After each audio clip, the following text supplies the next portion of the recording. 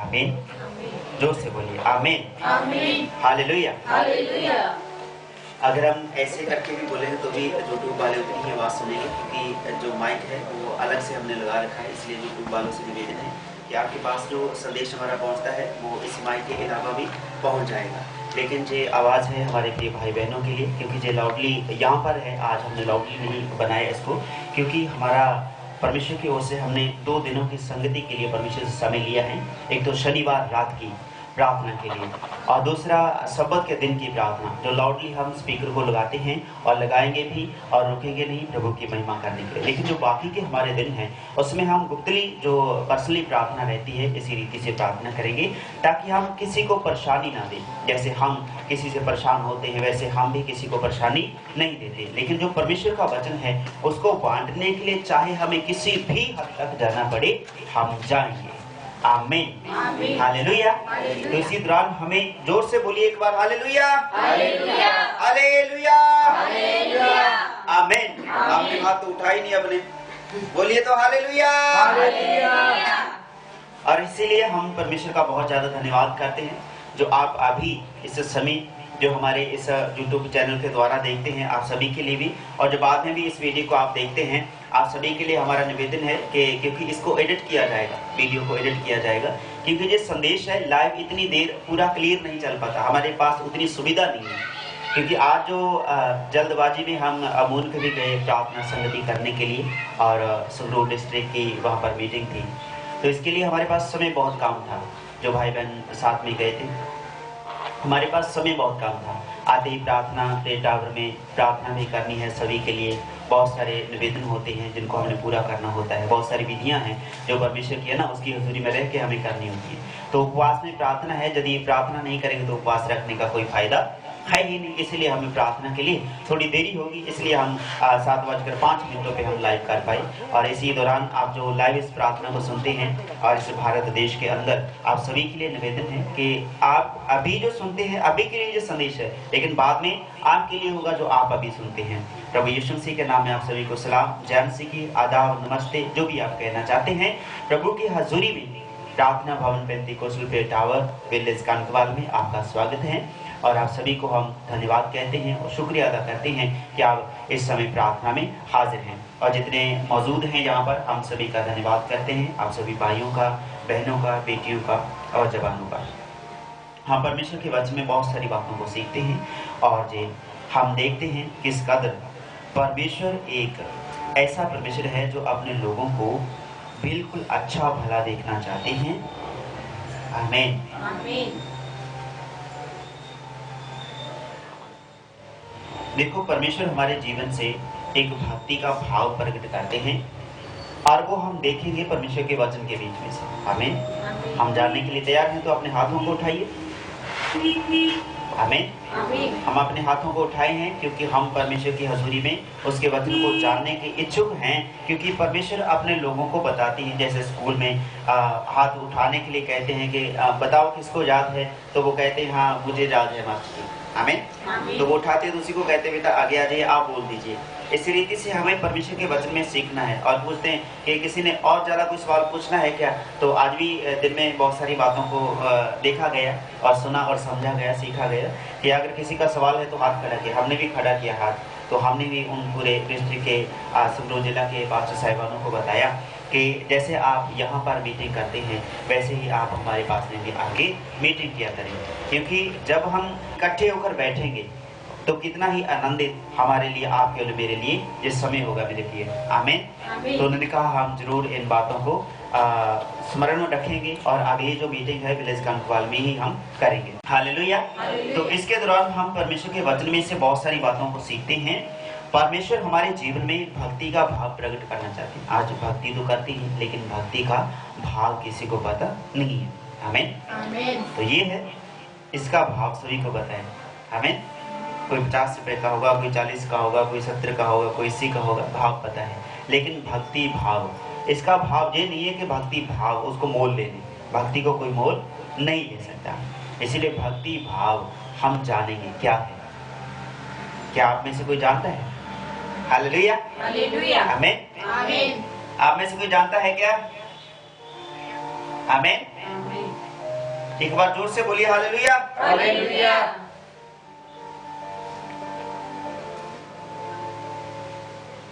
Thank you.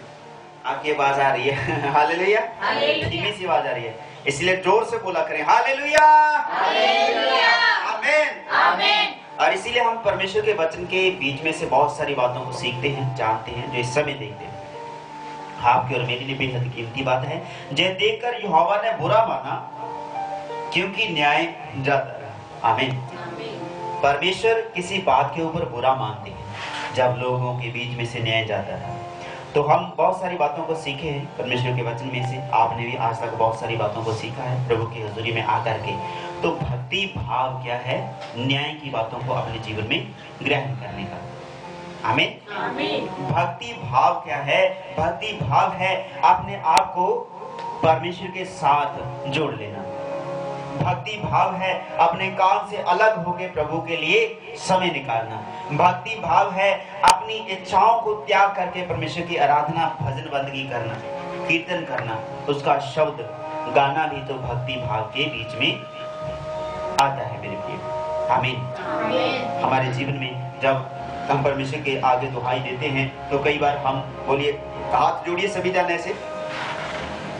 आमीन। आमीन। कई बार हम शुरुआती समय में ऐसा करते हैं, प्रभु हमारे ऊपर कृपा कर, हमारे ऊपर दया कर। जो थंबनेल लगा है इसके ऊपर भी ऐसे लेके भक्ति भाव, मैं परमेश्वर की ओर दंडवत करूंगा, परमेश्वर के भवन की ओर दंडवत करूंगा। आमीन। तो हम भक्ति करने का जो भाव है कि हाथ जोड़कर हम मनाते हैं अपने भाई को, अपने रुस्से हुए भाई को, रुसी हुई बहन को, है ना। ये अब तो मान जाओ मेरे भाई आमीन। बच्चों के बीच में जो होता है कि मैंने कौन सी गलती कर दी, मेरे साथ क्या कर दी, तो लेकिन मेरे प्रिय हमें देखना है कि हमें भक्ति भाव का एक हिस्सा बन जाता है। हम भक्ति करते हैं, भक्त लोग हैं, हाथ जोड़कर परमेश्वर की आगे कामना करते हैं, प्रभु मैं हाथ जोड़कर विनती करता हूँ, मेरे ऊपर से जो बला टल जाए, मेरे ऊपर से जो समस्या दूर कर दे प्रभु, मैं तेरे भवन में आऊंगा। इसीलिए भक्ति भाव का हिस्सा है, तो हमें देखना है। पर यह देखकर यहोवा ने बुरा माना। बहुत सारी बातें हैं जो भक्ति भाव में परमेश्वर को भाती नहीं है। उपवास है तो इसमें प्रार्थना करनी लाजमी है। जब देखते हैं कि परमेश्वर ने देखा कि मनुष्य भूखा है और प्रार्थना नहीं कर रहा, तो परमेश्वर कहता है कि अपनी अंतड़ियों को दुख मत दो भूखे रह के। और जब भूखे रहते हैं तो गुस्सा भी बहुत ज्यादा होता है। आप अपने हाथों को तो लग कर लिए, नामदीप आप ऐसे ही बैठे हो। आमीन। हालेलुया। इसी दौरान हम हाथ जोड़कर परमेश्वर को मनाते हैं। विनती पूरी होने के तुरंत बाद हम अपने हाथों को खोलते हैं जैसे परमेश्वर मान गया। हाथ हिलाइए सभी जन। सोचते जी क्यों बैठे हो गए आज? सारे ठीक हो? आमीन। आमीन। और किसी को मनाते हैं, चाहे वो माना हो चाहे नहीं माना हो, जब कोई सामने हमारे है हम मनाते हैं कि मेरे भाई अब तो घर चला, अब तो घर चला। एक मुझे छोटी सी बात याद आ गई काफी समय हो गया। तो एक भाई अपने बाहर खड़ा था, तो कैमरा चल रहा था बाहर, सीसीटीवी कैमरा चल रहा था, और वो ऐसे खड़ा था कि भाई अब तो घर में आ जा मेरे भाई, अब तो बहुत दिन हो गए मेरे भाई, जब तू मेरे घर में अंदर था तो सबको सुख शांति था, मैं पखे चलाता था, तुझे कोई दिक्कत नहीं थी, मुझे कोई दिक्कत नहीं थी, तुझे भी कोई दिक्कत नहीं थी, हम आराम से रहते थे, अपने घर के अंदर रहते थे, हम कुंडी लगा लेते थे, अंदर बढ़िया आराम से रहते थे। तू जब घर में था मुझे आनंद था, किसी बात की चिंता नहीं थी। मेरे भाई तेरे पाँव के नीचे मैं पगड़ी अपनी रख देता हूँ, मैं पाँव हाथ तेरे लगाता हूँ, अब तो एक बार अंदर आ जा मेरे भाई, एक बार अंदर आ जा, ऐसे कर रहा था। लेकिन अंत तक मेरे मन में आया कि आखिर कर क्या रहा है बंदा। तो और जब मैंने पूरी वीडियो देखी, और जो आपको पता है वो क्या कर रहा था कि मेरे भाई अब तो मैं तेरे आगे हाथ देख, मेरी पगड़ी तेरे पैरों में है, मैंने अपनी इज्जत तेरे पैरों में डाल दी, अब तो अंदर आ जा, एक बार पाँव हाथ लगा ले, कुछ भी कहेगा मैं तेरे लिए करूंगा, जोत बत्ती करूंगा, कितने पैसे कहेगा मैं तेरे आगे प्रसाद चढ़ा दूंगा, एक बार अंदर आ जा। मैंने सोचा ऐसा क्या है।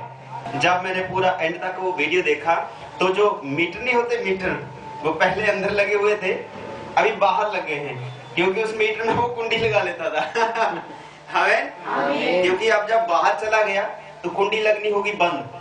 अभी सरकार का जो बिल है वो घर में आने लगा, इसीलिए वो मीटर को मना रहा था कि अब अंदर आ जा मेरे भाई, जब तू अंदर था मुझे कोई परेशानी नहीं थी, जब तू बाहर आ गया तो मुझे परेशानी हो रही है। भक्ति भाव, हमें चाहे वो किसी ने स्केट बनाया, चाहे कैसे भी किया, लेकिन था वो बड़ा मजेदार। ऐसी बातों को जगत आज पसंद करता है, लेकिन परमेश्वर के हजूरी में ऐसी बातें बिल्कुल नहीं है मेरे प्रिय भाई कि हम जगत की बातों को कहें कि आजा भाई मैं तेरे आगे धूप अपनी दिखाता हूँ, तेरे आगे मैं अपनी दियाबत्ती जलाता हूँ। अभी वो मीटर क्या है? एक डिवाइस है जिसके बीच में से बिजली होकर के घर में आती है। जितनी बिजली हम खपत करते हैं उतना ही बिल सरकार की ओर से हमें आता है, वो तो हमें देना ही पड़ेगा। लेकिन मेरे प्रियो, यह देखकर यहोवा ने बुरा माना। अभी देखिए तो सही, परमेश्वर के आगे विनती करनी चाहिए कि नहीं करनी चाहिए? आमीन। अभी विनती किसके आगे हो रही है? एक बिजली के मीटर के आगे विनती हो रही है। और आप और मैं जिसको मनाना चाहिए उसको मनाने की बजाय हम अपनी उन बातों को देख करके मतलब चौंक जाते हैं, हैरान हो जाते हैं कि मेरे जीवन में ये क्या हो रहा है, ये कारण क्या है, ये दिक्कत क्या है। भक्ति भाव का यह हिस्सा है कि परमेश्वर बुरा मानते हैं ऐसी बातों के लिए, क्योंकि न्याय जाता रहा। आज जगत में से न्याय खत्म हो चुका है। आमीन। जगत में से न्याय जाता रहा, इसीलिए परमेश्वर बुरा मानते हैं अपने जीवन में से, अपने घर में, अपने परिवार में। जब कोई न्याय की बात नहीं करता तो परमेश्वर कहते हैं इस वचन के अनुसार, यशाया की किताब आप खोल लीजिए,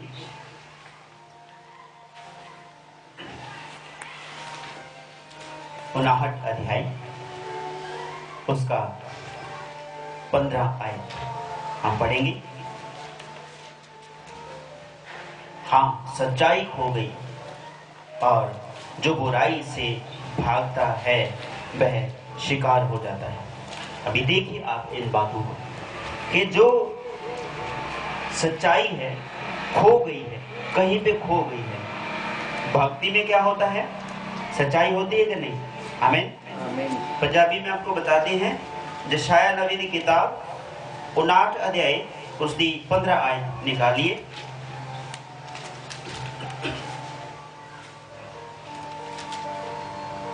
हाँ, सच्चाई खो गई, यहां पर लिखा है। हाँ, सच्चाई खो गई। कहां पर खो गई है? वो चली गई है जगत में से, और जो बुराई से भागता है वह शिकार हो जाता है। अभी देखिए आप, परमेश्वर को बुरा लगता है ऐसी बातें। जो देखो बुराई से भागता है वो शिकार हो जाता है। आप भक्ति करते हैं, आप बुराई से पश्चाताप करते हैं, तो आप किसके शिकार हो जाते हैं? बुराई के शिकार हो जाते हैं। क्योंकि बुराई इतनी ज्यादा जगत में है, यदि आप भलाई को इतना ज्यादा प्रबल करते हैं। अभी देखिए तो सही, क्या है जगत में? भक्तजनों को सताया जा रहा है। बुराई आम ठेकों पे चलती है, बिकती है। बुराई गलियों में फिरती है। बुराई जो है जहां भवन के आगे से गुजरती है, हाथों में छोटे छोटे बच्चे ऐसे गंदे गाने लगाकर चलते हैं। वो बुराई, वही बुराई से भागेंगे तो शिकार हो जाएंगे, कहेंगे हमारा बच्चा है, तेरे का लेना है मेरे भाई। हमें बुराई जाती नहीं। यहाँ पर क्या हुआ कि खराई जाती रही मेरे भाई, सच्चाई खो गई है कहीं पे। आमीन। सच्चाई तो खो गई है, और जो बुराई से भागता है वह शिकार हो जाता है। यह देखकर यहोवा ने बुरा माना, क्योंकि न्याय जाता रहा। भक्ति भाव क्या है? बुराई से दूर रहना। जो बुराई से दूर रहता है वो शिकार हो जाता है। आज मेरे प्रिय भाई, यीशु मसीह की ओर हम देखें, बाकी सभी न्याय की किताबों को हम छोड़ देते हैं, बाकी सभी नबी और रसूलों पैगंबरों को छोड़ देते हैं। यीशु मसीह की तरफ देखें। यीशु मसीह बुराई से भागा। आमीन। यीशु मसीह बुराई से भागा। भागने का मतलब बुराई को जाहिर कर दिया कि देख तेरे अंदर ये कमी है, तूने ये छोड़नी है। और जिनके अंदर कमी थी उन्होंने कमी नहीं छोड़ी, लेकिन कमी को सुधारने वाले का ही कत्ल कर डाला, उसी को सलीब पर चढ़ा दिया। अभी जब किसी शराबी से कह दें कि भैया तू तो शराब पीता है, एक मुझे छोटी सी बात याद आ गई, और जहाँ भारत की नहीं है और आउट ऑफ इंडिया की है, हो सकता है यूनाइटेड स्टेट की हो, आपने सुना होगा। तो वो भाई जो है हमेशा ही नशे के खिलाफ में बात किया करता था। अभी हम बताते हैं आपको कि जो भक्ति भाव है वो किस कदर जा रहा है। भक्ति तो चली गई, वो तो खो गई है कहीं पे, सच्चाई खो गई है, और जो बुराई से भागता है वह शिकार हो जाता है। अभी बुराई से भागा वो एक कलाकार, बहुत ही सीनियर, ऐसा कलाकार उसके जैसा कभी मैं सोचता हूँ वो हुआ नहीं। आपने गीतों में, अपने शब्दों में वो हर बार कहता कि तुम अपने मन फिराओ, अपने गुनाहों से पश्चाताप करो, अपने नशे से दूर हो जाओ। क्योंकि जो जहाँ की जो वर्ल्ड है मेरे प्रिय भाई मेरी बहन, वो सिर्फ नशे के ऊपर डिपेंड है। नशे की बिक्री इतनी ज्यादा जगत में है कि यदि वो बंद हो जाए सरकार कंगाल हो जाएगी। नशे के ऊपर में है चलती आज की जो प्रधानताएं हैं, वो इन्हीं बातों के ऊपर अपना जीवन व्यतीत कर रही है, इन्हीं के बीच में चल रही है। तो यहाँ पर क्या देखा, यहोवा ने देखकर बहुत बुरा माना यहोवा परमेश्वर ने, क्योंकि न्याय जाता रहा, न्याय जाता रहा। क्यों? क्योंकि जगत आज मेरे प्रिय भाई मेरी बहन इन बातों के बीच में ऐसी बातों को देखता है कि जो बुराई से भागता है वो शिकार हो जाता है। उस भाई ने अपनी स्टेज पर जाते ही सबसे पहले अपने हाथ खड़े कर लेने और कहना, जो शराब पीते हैं वो अपनी शराब को, अपने नशे को अब बाहर छोड़ के आइए हमारे स्टेज के, हमारे जो ग्राउंड है। तो बहुत समय चलता रहा, लेकिन बहुत लंबा समय नहीं वो चला।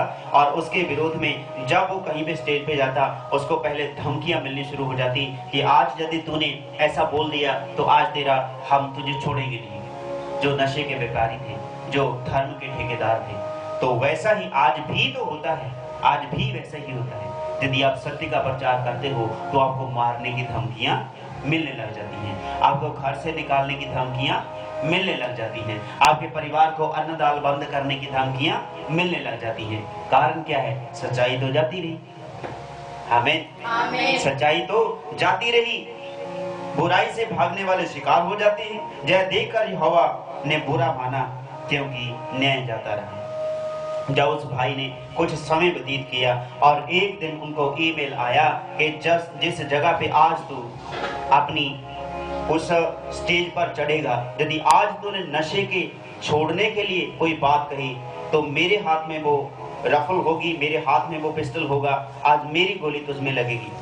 भले ही मैं ना हूं कोई और हो, लेकिन मैं तुझे मार दूंगा यदि आज बोला तो। उसने कहा आज ही मुझे तसल्ली होगी कि मैं सत्य के लिए लड़ रहा हूँ। आमीन। आज ही मुझे एहसास होगा कि मैं सत्य का संदेश देता हूँ। कब पहचान होती है? आपको बताया था रूहे पाक, रूहे मुकद्दस आपको ले चलता है परीक्षा में। आमीन। इब्लीस से परखने के लिए, इब्लीस से परख होने के लिए आपको ले चलता है जंगल में। अभी जगत क्या है? जंगल की नहीं है मेरे भाई मेरी बहन। जब आप चलते हैं तो आपको कांटे लगेंगे, झाड़ियां होंगी, पाँव में पत्थर लगेंगे। जंगल में कोई रोड नहीं होता, जंगल में आपके घर जैसा कोई अच्छा मार्बल नहीं लगा होता, वहां पर फ्लोर टाइलें नहीं होती, कारपेट नहीं बिछा होता वहां पे। हमें वहां पर दीवारें साफ सुथरी नहीं होती, वहां पर पेड़ हैं, जंगली झाड़ हैं, वहां पे कांटे हैं, और नीचे कहां पर पत्ते गिरे, कहां पर गड्ढा आ जाए, कहां पर वो फंदा लगा पड़ा हो शिकारी का, कहां पर शिकारी बैठा हो आपका घात करने के लिए। वैसा ही आज जगत है। धर्मी जन क्या है? एक शिकार है। जगत क्या है? एक शिकारी है। परमेश्वर के तालिब उसके भक्तजन क्या हैं? शिकार हैं। उसने तो कह ही दिया कि मैं तुझे लेले के रूप में भेड़ियों के बीच में भेजता हूँ। अभी लेला क्या करेगा? क्या उन भेड़ियों को फाड़ खाएगा? एक ही भेड़िया लेले को फाड़ देगा, उसकी अंतड़ियां बाहर निकाल देगा, चिथड़े उड़ा देगा उसके। तो इसीलिए परमेश्वर कहता है मैं तेरे साथ रहूंगा, मैं तुझे छोड़ूंगा। जब वो स्टेज पर गया और उसने कहा कि आज तुम नशे करने बंद कर दो, आज के बाद तुम नशे नहीं करना। लोग वाही वाही कर रहे हैं, लेकिन बीच में से जिस भाई ने बोला था उसने उसको गोली मार दी और वो जो कलाकार था वहीं पे ढेर हो गया। इसीलिए क्या कहता है यहोवा? यह देखकर यहोवा ने बुरा माना। आमीन। तो देखिए कहां पर रहेगी सच्चाई, क्योंकि न्याय तो जाता रहा। इसी दौरान हम सब देखते हैं परमेश्वर के वचन में इन बातों को सीखते हैं मेरे भाई मेरी बहन। परमेश्वर तसल्ली देते हैं आपको और मुझको कि जो लोग परमेश्वर के बीच में चलते हैं वो बुराई से भागते हैं, बुराई को भगाते हैं, लेकिन बुराई प्रबल होती है। इसीलिए तो परमेश्वर के वचन में लिखा तुम आत्मा से भर जाओ ताकि तुझे हर एक चाल का पता चलता जाए। एक छोटी सी और बात बताते हैं जो लाइव इस समय देखते हैं, आप सभी को बताते हैं। आपको कहा था कि जब आप उपवास में बढ़ेंगे तो हो सकता है आपके घर में से, आपके परिवार, आपके गांव, आपके गली मोहल्ले, शहर, आपके घराने के बीच में से कोई ऐसी बात उत्पन्न हो जाए जो आपको लगे कि शायद मैंने व्यर्थ ही उपासना की। दाऊद ने तो कह ही दिया कि मैंने व्यर्थ ही परमेश्वर तेरी उपासना की। जो लोग पापी हैं वो तो फले फूले जाते हैं। आमीन। जो पापी लोग हैं, दुष्ट लोग हैं, वो तो फलते फूलते जा रहे हैं, लेकिन तेरे धर्मी जन तो वहीं के वहीं ठहरे पड़े हैं। मैंने तेरी उपासना व्यर्थ ही काट डाली, मुझे क्या लाभ हुआ। लेकिन मेरे प्रिय परमेश्वर इन बातों को दर्शाते हैं, बयान करते हैं कि इस भक्ति का लाभ जो है, भक्ति भाव यही है कि आप जगत के साथ दोषी नहीं ठहराए जाते। उस कलाकार को जो स्टेज के ऊपर मार दिया गया, वो उन कातलों के साथ में नहीं गिना जाएगा, वो उन संदेश देने वालों के बीच में गिना जाएगा जो बुराई से भाग रहे थे। जो बुराई से भागते नहीं हैं, उनके लिए जहां तो आनंद होगा, जहां तो ऐश आराम होगा, लेकिन स्वर्ग में उनके लिए जितना कोई जगह नहीं है। हमें वो तो नर्क है, नर्क, जहां पर आग जलती है और वहां पर कीड़ा कभी मरता नहीं है। वो हर पल मौत होगी और ऐसी पीड़ा उनके हृदय में, उनके जिस्म जान रूह को ऐसी पीड़ा मिलेगी मेरे भाई मेरी बहन, कि वो पीड़ा कभी खत्म ना होगी। वो ऐसी पीड़ा है। वो कीड़े ऐसे हैं और मुंह से प्रवेश करते हैं, कानों से निकलते हैं, कानों से प्रवेश करते हैं, आंखों से निकलते हैं, आंखों से प्रवेश करते हैं, नाक से निकलते हैं, पेट को फाड़ के निकलते हैं। बड़ी दिक्कत है। बहुत सारे जिन पैगंबरों ने इन दर्शनों को देखा है, हमने भी खुद इन दर्शनों को देखा है कि विलेज कमकवाल के ऊपर में बहुत एक बड़ी विपत्ति आई, आसमान से आग गिरती है, जो लोग परमेश्वर की इबादत करते हैं वो बचे रहे। इसी जगह को हमने देखा है और बाकी का सारा गांव पूरी आग में झुलस आ गया। लोग चिल्लाते हैं, रोते हैं और अपनी दुहाई देते हैं कि हमें बचा लीजिए। कोई बचाने वाला नहीं आया। वहां पर एक हाथ, बहुत ही बड़ा हाथ निकलता है और उसने मेरे हाथ को पकड़ा और कहा, मैं तुझे बचाने वाला तेरा यहोवा परमेश्वर हूँ। आमीन। और साथ में वो जो परमेश्वर की इबादत करते हैं। हालेलुया। जोर से बोलिए हालेलुया। और आपको कहा था जब आप उपवास रखते हैं, व्रत रखते हैं, तो आपके इर्द गिर्द परमेश्वर का एक दायरा बन जाता है कि दुष्ट आपको छू नहीं पाता। और अभी आज सुबह बहन अमनदीप को हमने बताया, बच्चों को बताया कि सुबह की प्रार्थना जब कर रहे थे तो शैतान हमारे पास में आया। ये क्लियर बातें हैं हमें, क्योंकि हमने भी लेखा देना है। शैतान कहाँ पे आया? सीधा आया और कहने लगा 21 उपवास बहुत होते हैं, इतनी रखते हैं सब। तो मैंने अमन को बताया, बेटी जसविंद्र को, अर्शदीप को बताया कि ऐसे शैतान बोलता है कि अब तो उपवास बहुत हैं, 20-21 उपवास रखते हैं सभी, आपको 40 रख के क्या करोगे। अभी देखिए आपको बात बताते हैं जो मत्ती की इंजील में यीशु मसीह ने 40 उपवास रखे, तो उसके पास में आया, वो कहने लगा तू पत्थर को बोल दे रोटी बन जाएंगे। तो यदि यीशु के पास में आया तो आपके पास में भी तो आएगा। आमीन। आज भी विरोधी बोला क्या दोपहर का समय है, कोई बात नहीं, आज कोई चक्कर नहीं, तो रोटी खा ले, सभी तो खा रहे हैं, लेकिन नहीं। आमीन। हमने कहा नहीं, हम नहीं खाएंगे, क्योंकि परमेश्वर की इबादत जो है वो सही है। शैतान बोला 20-21 ज्यादा से ज्यादा 21 उपवास रखते हैं सभी, मैं जानता हूँ सभी को, वो सत्य में जानता है, इतनी रखते हैं सभी, लेकिन परमेश्वर की हजूरी में हमें बढ़ना है। इतना ही काफी नहीं है। यीशु ने शैतान की सिरी को कुचल दिया। क्यों कुचल दिया? इसीलिए तो कुचल दिया क्योंकि उसने 40 उपवास रखे, इसलिए नहीं, बल्कि उसने इसलिए कि पिता परमेश्वर की इच्छा को उसने पूरा किया। शैतान तो कहता है बस आप इतना ही बहुत है, काफी है, हर रोज भूखे मरने की क्या जरूरत है। आमीन। अभी इतना तो हो गया, बहुत है, कभी रखे नहीं थे, आज रख लिए, 20 हो गए, 21 हो गए, 14 हो गए, 15 हो गए, बहुत है। लेकिन नहीं, आपको उनकी आवाज को सुनना नहीं है। वो कभी भी कहीं पे भी आपके सामने आ सकते हैं।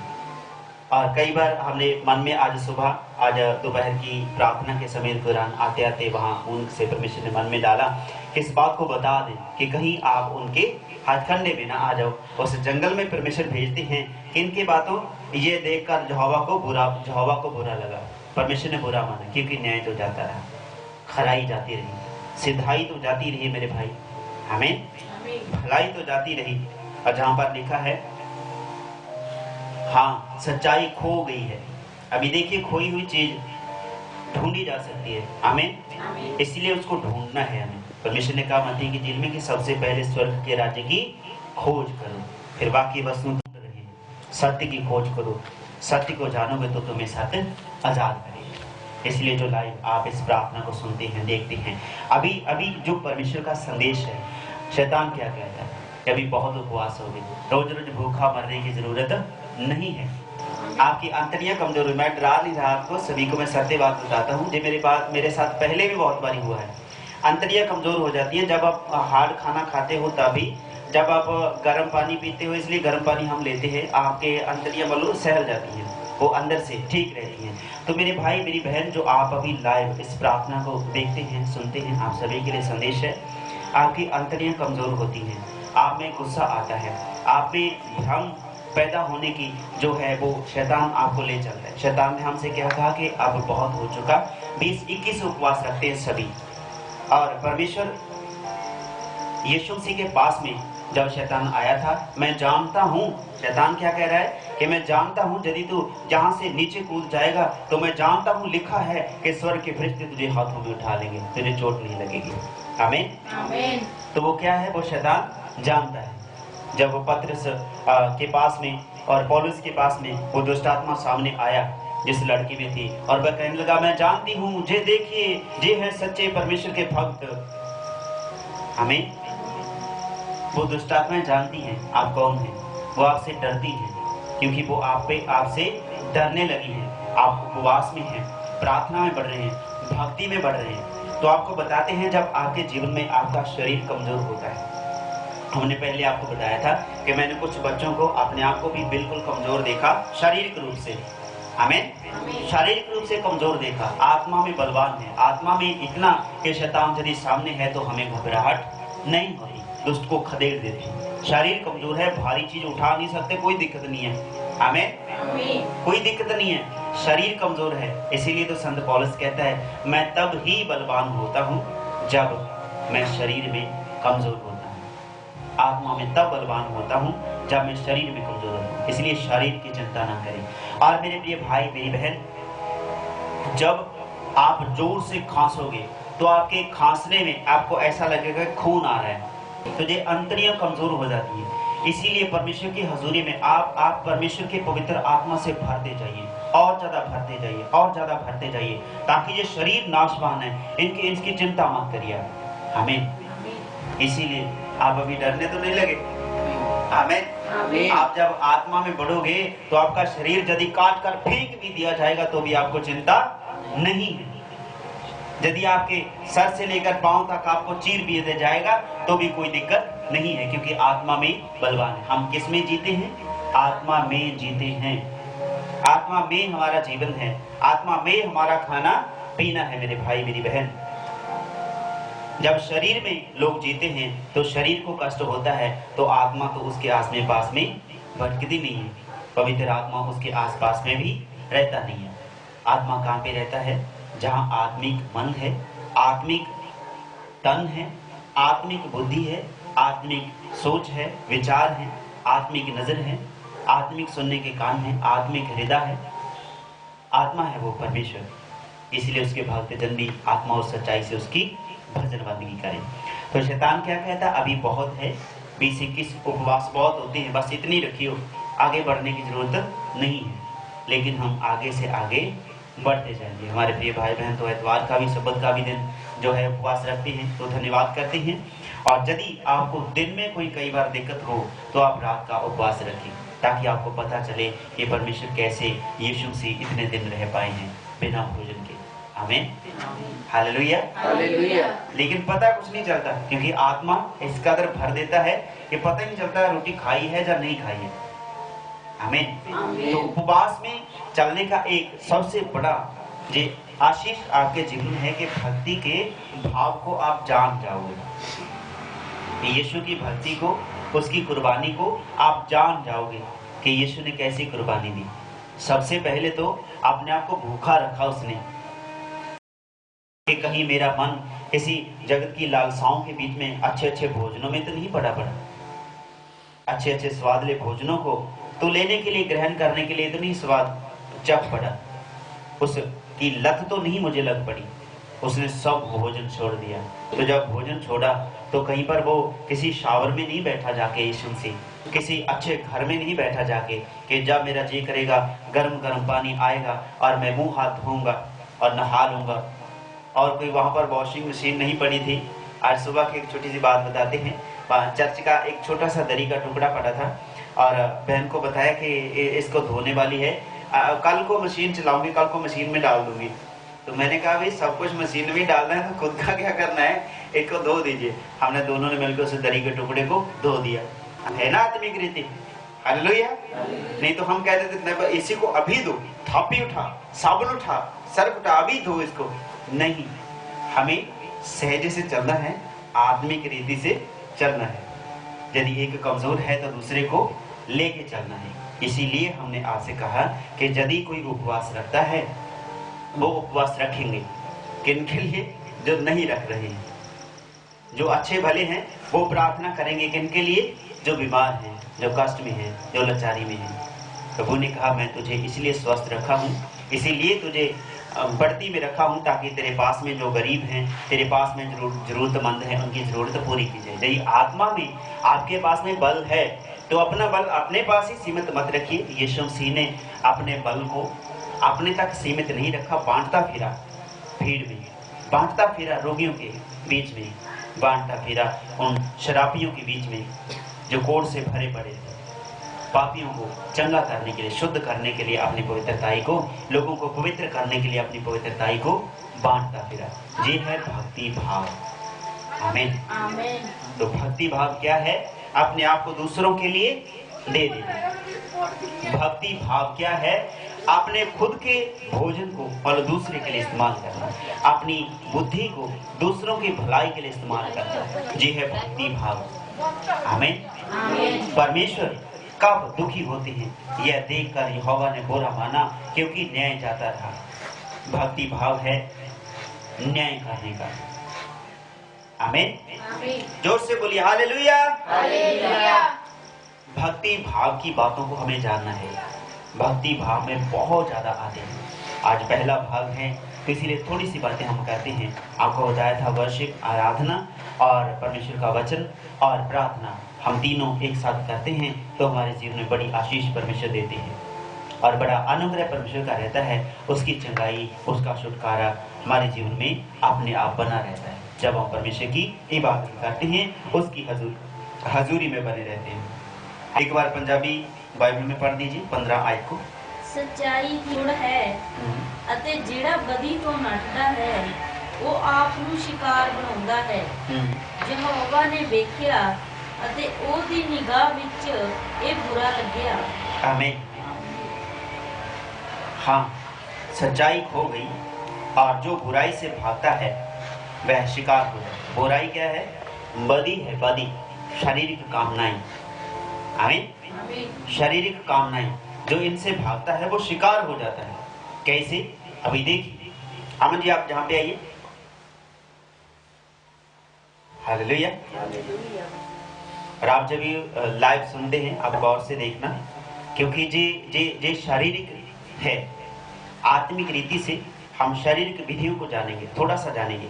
अभी देखिए हमारे पास में है, हमारी जो कामनाएं हैं वो हमने परमेश्वर को सौंप दी हैं। आप देखिए तो हमने अपनी कामनाओं को परमेश्वर के हाथों में सौंप दिया, अपने रूह, अपने प्राण, अपने जिस्म जान को परमेश्वर के हाथों में सौंप दिया। अभी देखिए हम एक दूसरे के साथ में बिल्कुल अच्छे भले हैं, ठीक ठाक हैं। लेकिन जब शैतान, जहां पर क्या लिखा है, जो बुराई से भागता है वह शिकार हो जाता है। जगत में क्या है? जो बुराई है। क्यों? क्योंकि जो शादी है वो सभी के नजर में आदर माना जाए, आदर गिना जाए, योग्य है, वो सत्कार के योग्य है। और इसीलिए जब हम पवित्रताई से परमेश्वर की हजूरी में रहते हैं तो आज छोटी सी बात हम आपको बताते हैं। हम मुल्क में गए, यदि पास्टर बालन जी आप देखते हैं तो आप एक बात बताते हैं हम, और जो प्रभु की दासी हैं वो बहुत देखने में बहुत अच्छी हैं और पूरा दिन कुछ नहीं बोली जब तक वहाँ पे रहे मीटिंग में। और घर में आते आते जहाँ पर जो गद्दा उठाया, नीचे सामान उठा ली, संगति की पूरी तैयारी कर दी। अब मुझे कहने लगी देखिए वो जो पास्टर जी है ना वो देखा रही कितनी सोनी है। आमीन। तभी देखिए तो मैंने कहा भाई, जहाँ पर बेटी खड़ी थी मैंने कहा यही बात अगर मैंने बोल दी होती तो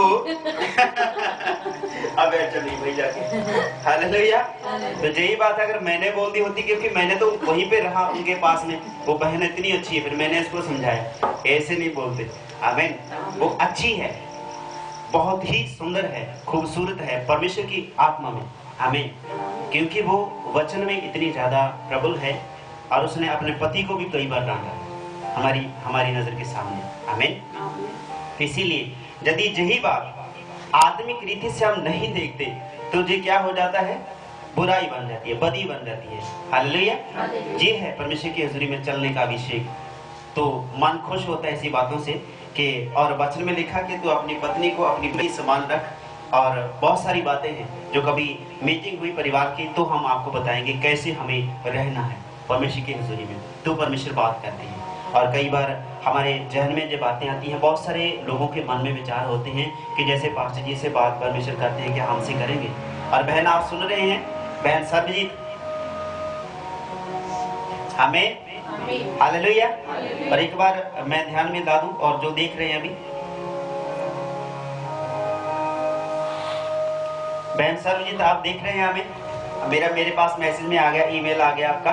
और बहन सर्वजीत ने हमसे कहा कि जैसे परमेश्वर आपसे बातें करता है, क्या मैं तब मानूंगी जब परमेश्वर मुझसे बात करेंगे तो।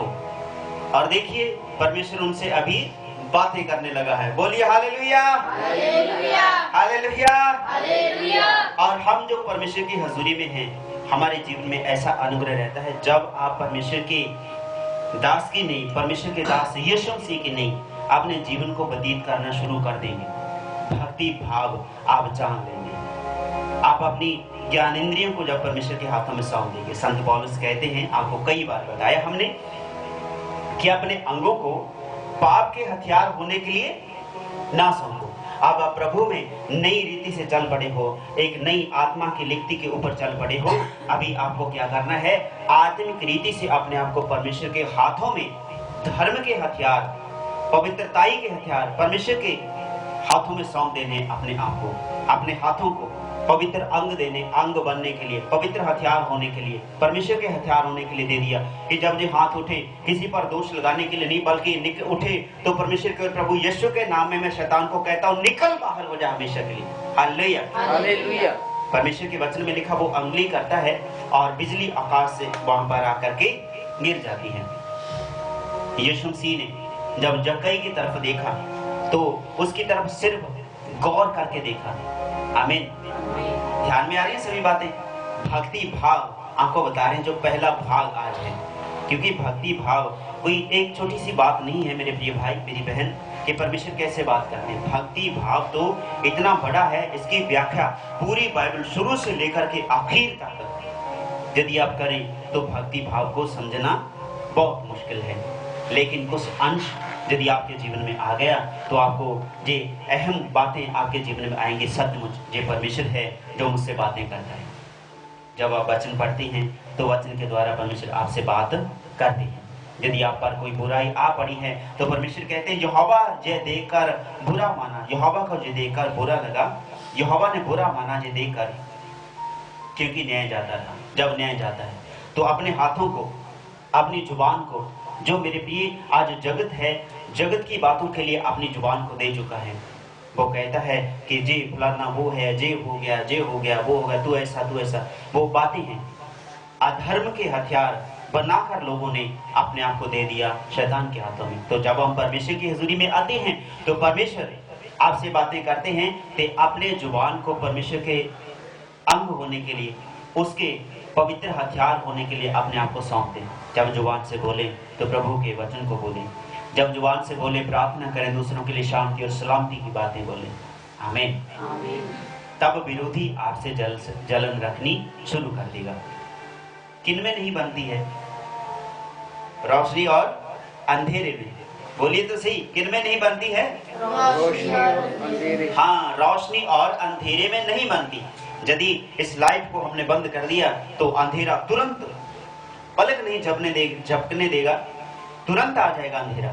जब रोशनी, इस प्लग को ऑन कर दिया, स्विच को ऑन कर दिया, रोशनी आएगी तुरंत अंधेरा चला जाएगा। अंधेरे की और रोशनी की बंदी नहीं है।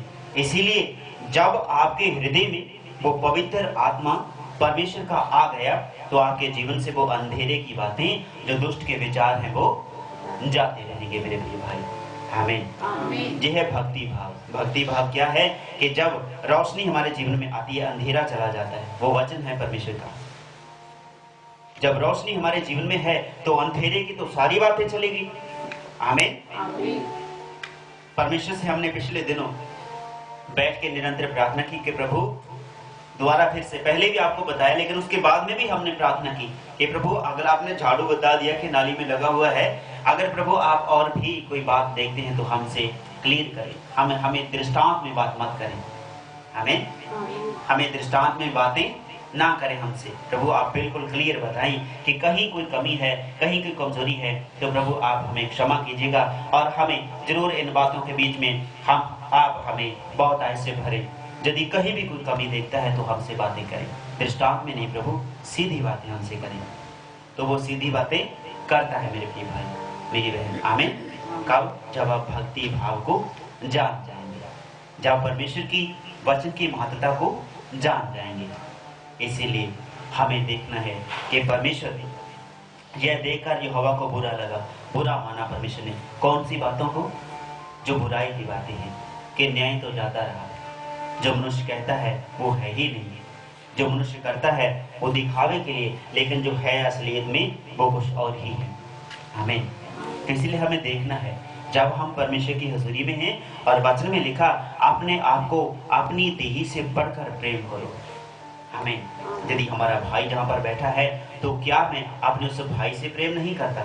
उतना ही प्रेम करता। यदि हमारी बहन जहाँ पर बैठी है तो उससे भी उतना ही प्रेम करता हूँ। यदि बच्चा बैठा है तो परमेश्वर उतना ही उस छोटे बच्चे से प्रेम करते हैं। यदि हमारे बीच में बड़े बुजुर्ग बैठे हैं तो बड़े बुजुर्गों को भी परमेश्वर उतना ही प्यार करते हैं। यदि जवान भाई बहन छोटे बच्चे से लेकर बड़ी उम्र तक हमारे बीच में मौजूद हैं तो परमेश्वर उतनी ही प्रीति रखते हैं जितनी प्रीति उसने यीशु मसीह से रखी है, क्योंकि यीशु ने हर किसी के लिए अपनी जान दे दी है। भक्ति भाव क्या है? एक दूसरे के लिए अपने आप को न्यौछावर कर देना। यीशु की भक्ति जो है आपको और मुझे आजाद करती है। यदि आप भक्ति करेंगे, भक्ति में जीवन अपना व्यतीत करेंगे, उसके भाव को जानेंगे और उसकी अहमियत को जानेंगे, वो परमेश्वर आपको इस कदर भर देगा कि एक एक कमी, एक एक घटी आपके जीवन से जाती रहेगी। उपवास में जब यीशु 40 दिन 40 रात बिन आहार के रहा, निराहार लिखा है, वहां पर रहा, तो शैतान उनके पास में आया, कहने लगा बस बहुत हो चुका है, अभी बोल देना तुझे भूख लगी है, अंतड़ियां भूखी हैं, तुझे प्यास लगी है, देख तेरा चेहरा भी बिल्कुल कमजोर हो गया, तेरी हड्डियां दिखने लगी है, चर्बी उतर गई तेरी, तुझे भूख लगी है, इन पत्थरों को कह दे रोटी बन जाए। वो ऐसी बातों को आपके जीवन में उत्पन्न करेगा। वो कहेगा कि आज कुछ नहीं होता, आज तू अच्छा सा भोजन बना ले शाम के समय में। हमें उन बातों की ओर नहीं देखना है, हमें देखना है सिर्फ परमेश्वर के वचन की ओर, जो आदमी की खुराक है। आप कभी आजमा कर देखिएगा, जब आपको बहुत सारी भूख लगे तो वचन पढ़िएगा और प्रार्थना करिएगा, आपको ऐसा लगेगा कि हमने बहुत सारी रोटी खा ली है। ये आत्मिक भोजन है, शरीर के ऊपर से। जब शरीर की इच्छा को आप मार देते हैं तो परमेश्वर आपके जीवन में एक पवित्र अभिषेक को देते हैं, जो आपके जीवन में बहुत बरकत देता है। आमीन।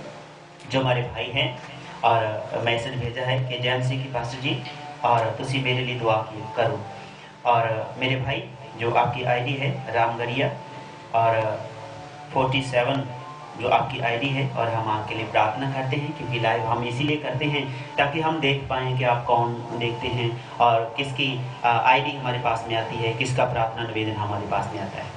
तो आप अपना प्रार्थना निवेदन भी लिख सकते हैं और कोई भी अपना प्रार्थना निवेदन लिख सकते हैं, लेकिन परमेश्वर आपके विषय में जानते हैं और हम प्रार्थना करते हैं। आइए हम प्रार्थना करेंगे सभी के लिए, और जो इस समय देखते हैं। और सबसे पहले हम प्रार्थना करते हैं जो लिखा गया प्रेज गॉड जैन सिंह की सभी को, और आपके लिए हम प्रार्थना करते हैं, और भाई बिट्टू के लिए हम प्रार्थना करते हैं जो उनकी आईडी से मैसेज आया है। तो सिर्फ गॉड ब्लेस यू लिखा, लेकिन हम सभी के लिए प्रार्थना करते हैं। और कुछ बातें ऐसी हैं जो इन आईडी के विषय में नहीं, इस प्रार्थना निवेदन के अलावा परमेश्वर जानते हैं। और परमेश्वर ने जो रात्रि के समय प्रार्थना थी, नाइट प्रेयर थी, प्रार्थना थी रात, और उसके समय में परमेश्वर ने बहुत सारी बातों को जाहिर किया कि जब परमेश्वर आपको बाहर निकालते हैं किसी दुख से, किसी कष्ट से, किसी कलेश से, ऐसा मान लीजिए कि यदि सीमेंट में गड़े हुए किसी सरिये को बाहर निकालें, किसी मिट्टी में पुराने लगे हुए पेड़ को हम उखाड़ें, तो बहुत सारी मिट्टी उसके पास में आएगी। पहले तो उसके वो निकलेगा नहीं। यदि कोई एडवांस टेक्नोलॉजी वाली मशीन लेकर के आए, उसको जफ्फा डाला, उसको बाहर निकाला, तो पहले तो जहां पर वो जफ्फा डलेगा उसको पकड़ा गया और वहां पर वो सारी उसकी ऊपरली जो परत है वो उधर जाएगी। दूसरा नंबर, उसके ऊपर बहुत ज्यादा बल पड़ेगा उसकी बॉडी के ऊपर, पेड़ के ऊपर में जो मेन टहनी होती है।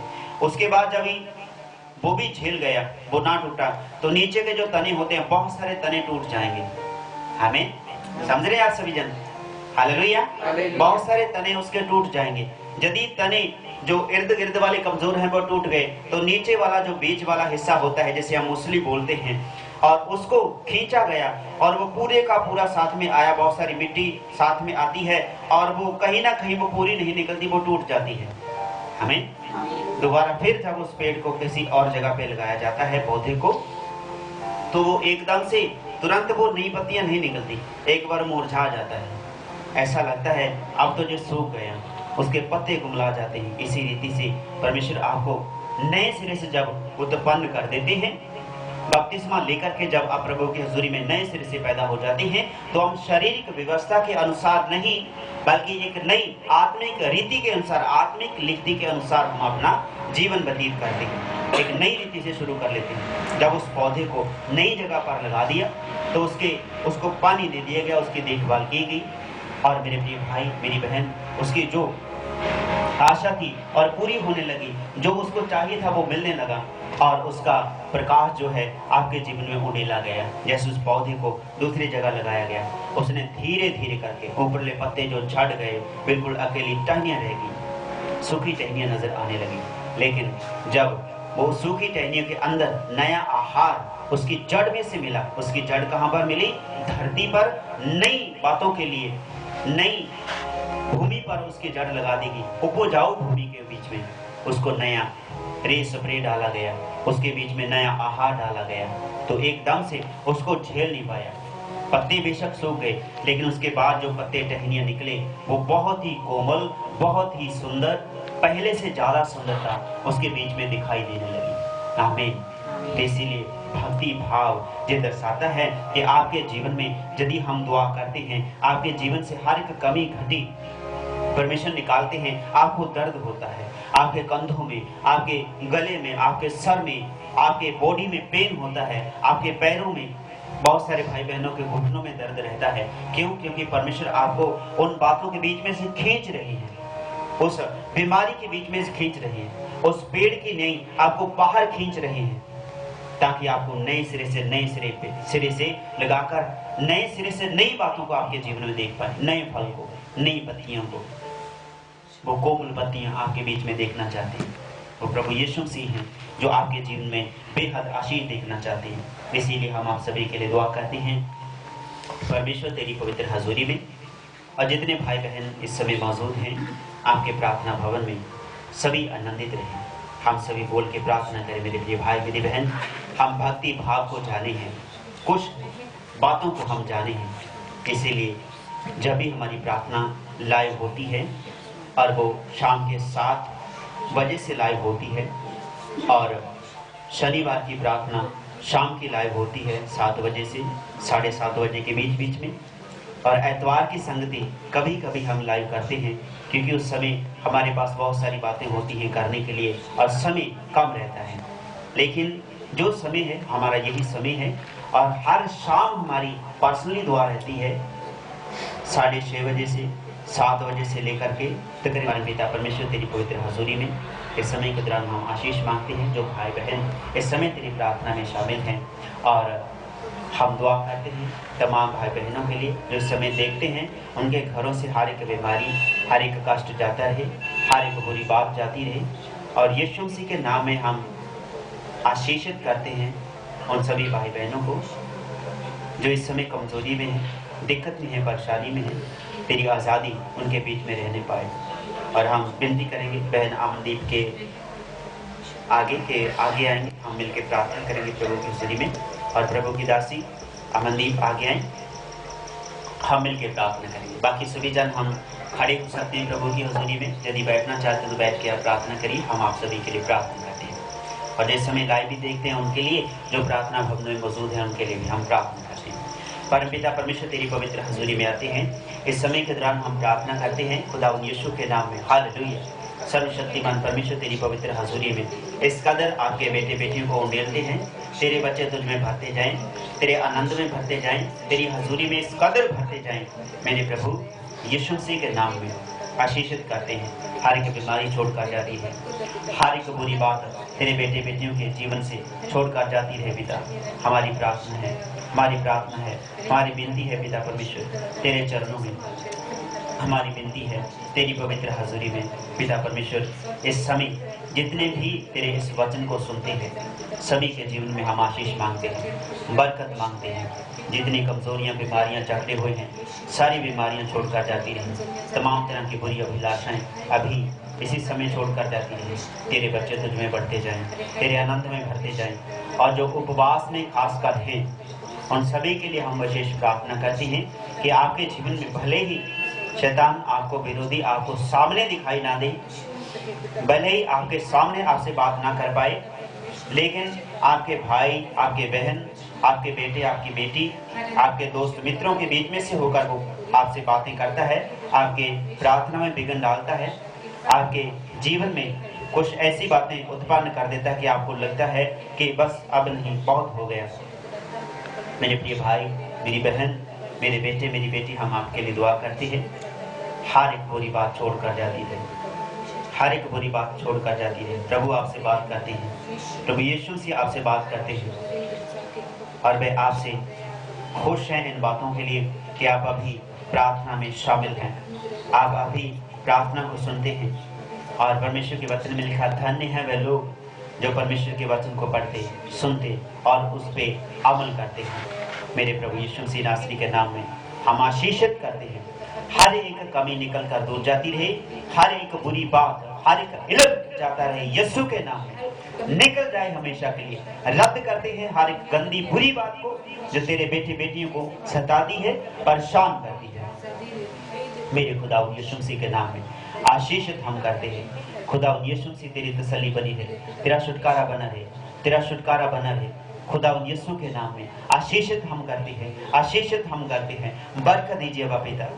ओ धन्यवाद यीशु मसीह, तेरी दया हो सदा, तेरे बेटे बेटियों के बीच में हर बीमारी जाती रहे, हर बुराई जाती रहे, करता हूँ मैं दुआ। यीशु के नाम में हम आशीष देते हैं। हर एक बीमारी छोड़कर जाती है और कमांड करते हैं यीशु के नाम में, आदेश देते हैं हर एक बुरी बात को जो तेरे बच्चों को सताती है, जो तेरे बच्चों को परेशान करती है। इसी समय हर एक बेईमाना रखने वाली बुरी बातें हमेशा के लिए रद्द हो जाएं, और बुरे विरोधी की बुरी चालें हमेशा के लिए रद्द हो जाएं। आज शैतान के गढ़ों को हम तोड़ते हैं, अंधकार के विरोधी के सारे छल छद्रों को हम रद्द करते हैं। यीशु के नाम में निकल जाए हमेशा के लिए, निकल जाए हमेशा के लिए हर एक बुरी बात तेरे लोगों के बीच में से, हर एक बीमारी जो तेरे बेटी बेटी को सताती है हमेशा के लिए निकल जाए, हमेशा के लिए निकल जाए। तेरी तसल्ली बनी रहे, तेरा छुटकारा बना रहे पिता परमेश्वर। और इस समय के दौरान काम काज करने वाले तमाम भाई बहनों के लिए हम प्रार्थना करते हैं पिता परमेश्वर, तेरे बच्चे तुझ में आशीष पाए, तेरे बच्चे तुझ में बढ़ते जाएं, तेरे आनंद में बढ़ते जाएं। पिता परमेश्वर हम प्रार्थना करते हैं हर एक कमी घटी, हर एक कमजोरी दूर जाती रहे पिता। काम काज करने वालों के बीच में कमजोरियां जाती रहे, दुष्ट के मांदगी के विचार हमेशा के लिए जाते रहे। पिता पुत्र पवित्र आत्मा प्रभु यीशु मसीह के नाम में हम आशीष देते हैं, बरकत देते हैं पिता परमेश्वर। इनके हाथों की मेहनत में बड़ी बरकत हो, बड़ी तसल्ली इनके जीवन में ठहरे पिता। घर की तमाम जरूरतें पूरी होने पाई। कर्जदारियों से आप आज़ादी दें। जितने भाई बहनों ने आपकी हजूरी में आपकी खुशी की भेंट भेजी है, दशवांश तेरी हजूरी में भेजे हैं, पिता आप ही ने कहा जरा आजमा कर देख, मैं तेरे लिए आसमान की खिड़कियां खोलता हूँ। वो आसमान की खिड़कियां खुल चुकी हैं, वो आत्मिक रीति से खुल चुकी है। जगत उसको नहीं देखता, लेकिन वो देखते हैं, वो जानते हैं जो इस बात को करते हैं। पिता, पुत्र, पवित्र आत्मा प्रभु यीशु मसीह के नाम में आशीषित करते हैं उन सभी को जो इस समय तेरी हजूरी में बैठे हैं। प्रार्थना भवन पेंतीकोस्टल पे टावर की इस पवित्र भूमि में मौजूद हैं। सभी के जीवन में हर एक कमी घटी दूर जाती रहे। वो बाहरी पहरावा हमेशा के लिए दूर रहे, बाहरी दिखावा हमेशा के लिए तेरे बेटे बेटियों से दूर रहे। पिता, हम प्रार्थना करते हैं हर एक कमी जाती रहे, हर एक कमजोरी जाती रहे। तेरे बेटे बेटियां आनंदित रहें, तेरे भक्ति के भाव को जान पाए। वो प्रभु यीशु मसीह है, वो परमेश्वर है। जय देखकर यहोवा परमेश्वर को बुरा लगता है कि न्याय जाता रहा है, चंगाई सच्चाई जाती रही है, बुराई के पीछे लोग दौड़ते हैं। मेरे प्रभु, उस बुराई के पीछे जाने वाले लोगों के लिए सिर्फ हानि है। मेरे भाई, मेरे बेटे, मेरी बेटी, मेरे भाई बहन, आप बुराई के खुले चौड़े रास्ते पर ना जाइए, आप सच्चाई के तंग और सकरे रास्ते पर चलें, क्योंकि वहां पर सच्चाई है। भले ही ऊबड़ खाबड़ रास्ता है, भले ही कांटे आपके इर्द गिर्द पाँव में, हाथों में आपकी बॉडी को छन्नी कर दें, लेकिन वो कांटे आपको रोक ना पाएंगे। वो आपकी जिंदगी से एक एक कमी को खींच बाहर निकालेंगे। वो यीशु के सलीब के ऊपर खींच दिए गए आपके जीवन से हर एक वो कील खींच दिए गए जो आपको गाड़े हुए थे, हर एक वो बंधन बेड़ियां जिन्होंने आपको जकड़ा हुआ था। यीशु ने सलीब पर आपके जिस्म जान के ऊपर से यहाँ तक आपकी रूह के ऊपर भी जो बंदिशें थी उनको खोल दिया।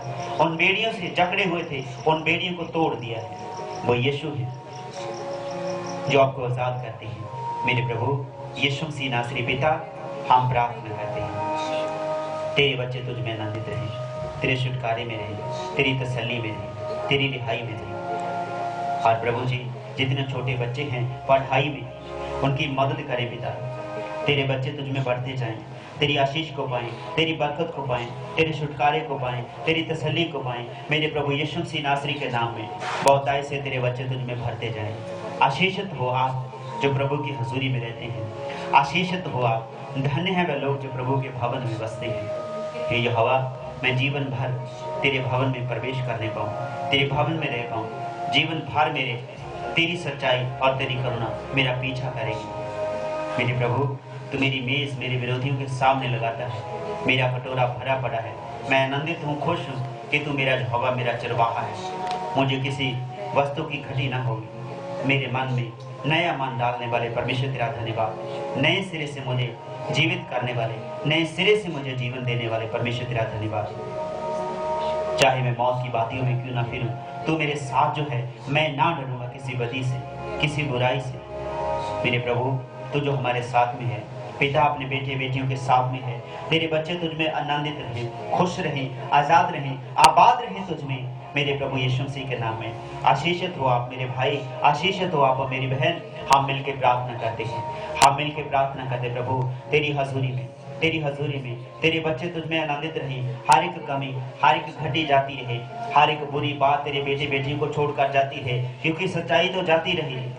भलाई कहीं देखने को है नहीं, कोई धर्मी नहीं है, पर मेरे प्रभु तो अपने लोगों के ऊपर कृपा करता है, करुणा करता है, उनको ऐसा बनाता है कि तेरे लोग चुने हुए, तेरे मस्सा किए हुए लोग तुझ में आनंदित हों। हाँ, सच्चाई बेशक जाती रही, वो खो गई है। आपको ढूंढना है सच्चाई को, खराई खो गई है, उसको ढूंढना है। प्रभु के वचन में से आपको ढूंढना है, प्रभु की उपस्थिति में आपको ग्रहण करना है उस सच्चाई को। सच्चाई को ढूंढो, सच्चाई को पालो, अपने जीवन में जीवन को पालो। यीशु के जीवन को अपने जीवन में ले लीजिए, यीशु की इच्छा को अपने जीवन में अपनी इच्छा को बना लें, पिता की इच्छा को अपनी इच्छा बना लें। मेरे प्रिय भाई, अपनी स्वयं की इच्छा को, अपनी भावना को परमेश्वर के हाथों में सौंप दें, परमेश्वर की भावना से जिए। भक्ति का यही भाव है कि आप परमेश्वर में जिए, भक्ति का यही भाव है कि आप परमेश्वर में चलें, परमेश्वर में अपने आनंद को लीजिए, उसके छुटकारे को अपने जीवन में ले लीजिए। आप उजाले में जो करते हैं वो उजाले का हिस्सा बन जाता है। यदि अंधेरे में आप कोई बात करते हैं वो अंधेरे का हिस्सा होती है। इसीलिए अपने रूह को, अपने प्राण को परमेश्वर के हाथों में सौंपे। वो आपसे बात करते हैं, मेरे बेटे, मेरी बेटी, वो तुझे आज़ाद करना चाहते हैं हर एक बुराई से। इस जगत की मोहब्बत से आपको आज़ाद करना चाहते हैं। वो आपको आत्मिक रीति से एक दूसरे को सौंपना चाहते हैं। मेरे प्रभु, हम प्रार्थना करते हैं तेरे बच्चे तुझ में भरते जाएं, तेरे आनंद से भर जाएं, तेरे छुटकारे से भर जाएं। आज की रात जो प्रार्थना होती है तेरे बच्चों की बड़ी आशीष और बरकत का कारण हो। और प्रभु, जितने छोटे बच्चे हैं पढ़ाई में, और जितने जवान भाई बहन हैं अपने काम काज जॉब में, आज जितने बूढ़े बुजुर्ग हैं वो अपनी बुजुर्गी में ठीक रहें, अच्छे रहें, भले रहें खुदावंद। और हमारी दुआ है आप सुनिए, स्वीकार करिए।